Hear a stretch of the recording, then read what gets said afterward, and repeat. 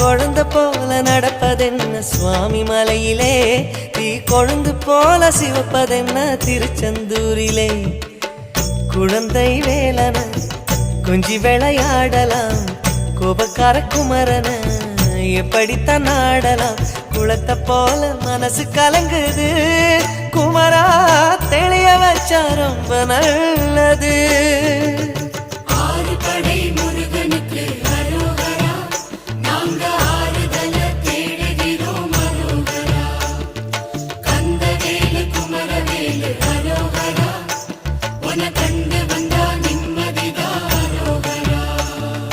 பழனியிலே சந்நியாசி, தணிகையிலே சம்சாரி, ஓம் கணக்கு புரியலையே முருகா, ஓம் கணக்கு புரியலையே முருகா.